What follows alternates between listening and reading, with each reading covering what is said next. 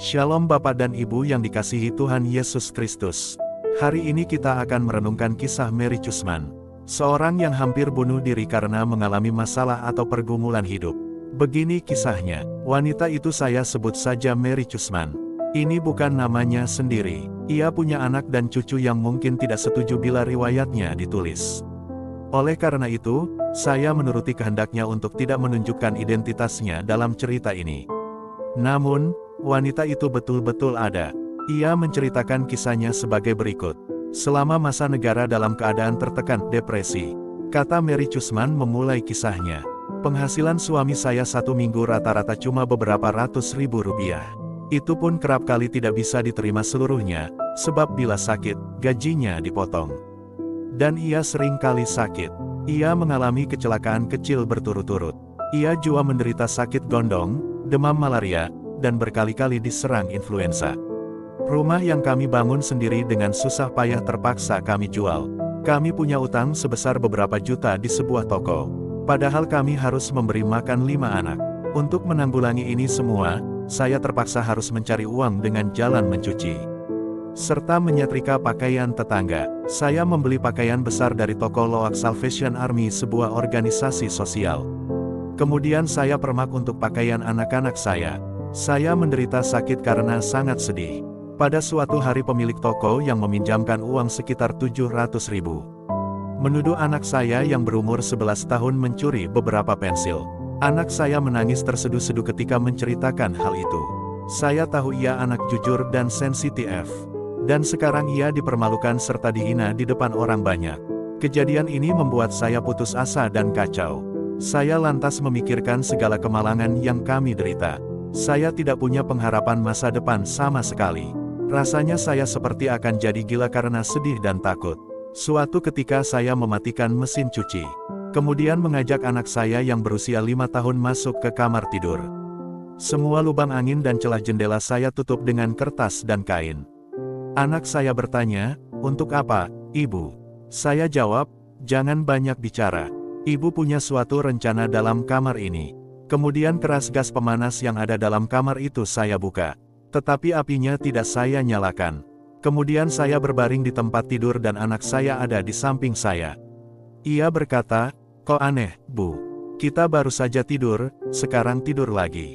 Tapi langsung saya jawab, "Tidak usah cerewet. Kita istirahat sebentar." Kemudian saya memejamkan mata sambil mendengar desis gas yang menyembur keluar dari tabung pemanas. Bau gas itu takkan pernah saya lupakan. Tiba-tiba saya mendengar lagu. Dengan penuh perhatian lagu itu saya dengarkan. Mungkin saya lupa mematikan radio di dapur.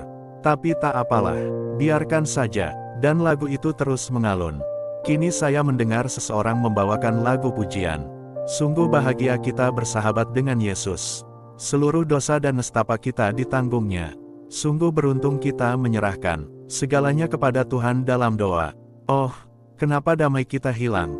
Oh, kenapa kita tanggung derita? Sebab kita tidak menyerahkan segalanya kepada Tuhan dalam doa. Setelah mendengar lagu pujian itu, saya lantas sadar bahwa saya membuat kesalahan yang tragis. Saya berusaha melawan pertempuran sengit yang saya hadapi sendirian. Saya tidak menyerahkan segalanya kepada Tuhan dalam doa. Saya langsung melompat turun dari tempat tidur. Keran gas saya matikan dan pintu serta jendela saya buka lebar-lebar. Saya menangis dan berdoa sampai malam. Tapi saya tidak berdoa minta pertolongan. Saya curahkan seluruh isi hati saya dengan rasa terima kasih yang sebesar-besarnya kepada Tuhan, atas segala anugerah yang dilimpahkan kepada saya. Tuhan telah menganugerahkan 5 anak yang manis-manis. Semuanya sehat, rupawan, serta kuat baik badan maupun pikirannya. Saya berjanji kepada Tuhan tidak akan melakukan perbuatan yang tidak dikehendakinya. Dan saya harus berusaha memegang teguh janji tersebut. Walaupun kami kehilangan rumah, dan harus pindah ke sebuah pondok bekas sekolah desa yang kami sewa ratusan ribu sebulan. Saya bersyukur kepada Tuhan karena kami dianugerahi pondok tersebut. Saya bersyukur kepada Tuhan sebab kami diberi tempat berlindung, tempat berteduh di waktu hujan dan tempat bernaung di waktu panas. Dengan tulus ikhlas saya berterima kasih kepada Tuhan, bahwa segalanya tidak menjadi buruk. Dan saya percaya Tuhan mendengarkan doa saya. Sesekali keadaan membaik. Ketika keadaan negara mulai membaik, penghasilan kami bertambah sedikit. Saya mendapat pekerjaan sebagai pemeriksa topi pada sebuah perkumpulan.